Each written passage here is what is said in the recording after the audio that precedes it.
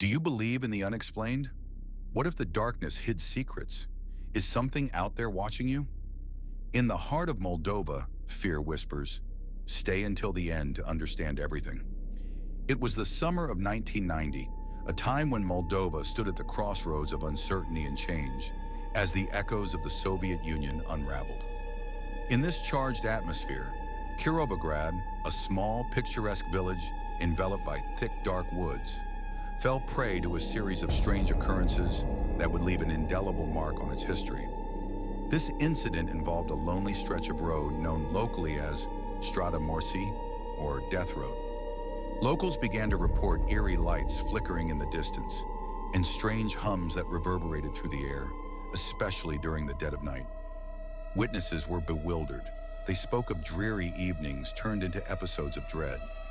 It began with farmers hearing rustling outside their crops, only to find ghostly figures lingering in the fog. One evening, a truck driver spotted a shimmering sphere hovering just above the treetops, a sight so surreal it left him trembling. Days turned into weeks, and the more they discussed the sightings, the more frequent they became. Near the edge of the forest, families claimed to hear voices that echoed through the leaves, calling out names no one could identify. By July 1990, testimonies had spread. Local newspapers fluttered with headlines, painting vivid pictures of what lay just beyond the veil of the ordinary. One eyewitness, a school teacher named Irina, reported seeing a disc-like object darting overhead, leaving a metallic trail in the sky that glittered ominously as it vanished into the void. News traveled quickly, swelling the ranks of the wondering and the terrified. What was happening in Kirovograd? As the summer wore on, the strange occurrences reached a fever pitch. The villagers, bound together by their shared fears, speculated on the reasons behind these unexplained phenomena. Some whispered of ancient tales and old spirits roused from their slumber as the world around them shifted. Was it a haunting of the past, or something more sinister lurking within the depths of the dark woods?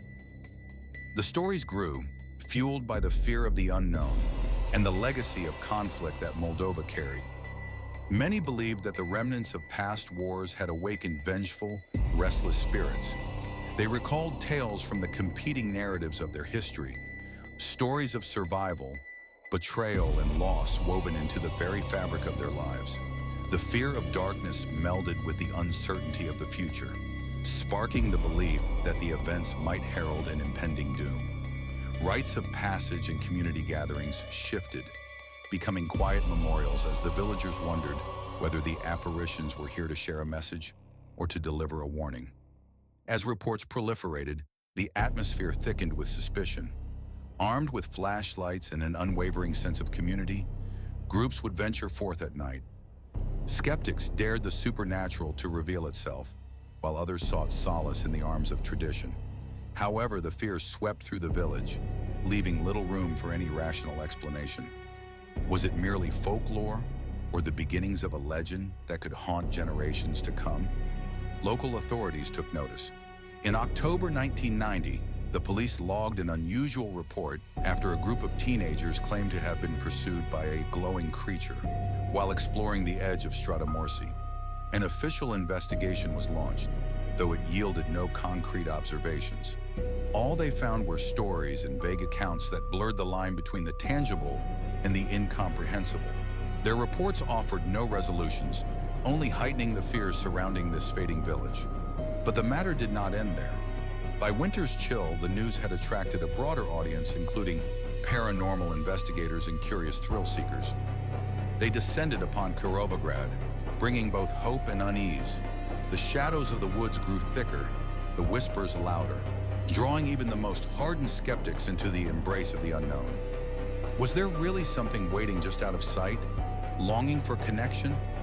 Despite the passage of time, the size of the villagers remained intertwined with the legacy of their fears. Community circles began to include rituals to ward off the spirits believed to be disturbed by the encroaching presence of outsiders. Local gatherings morphed into eerie traditions, rich with solemnity and apprehension. Votive candles flickered in the night, casting long shadows that danced with the stories of those who had come before. In the end, as the trees stood silent guardians to the accumulated history, official documentation remained sparse. Yet the urban legend burgeoned. Recurring whispers among residents spoke of sightings around the same time each year, an annual reminder that the past could return to haunt the present.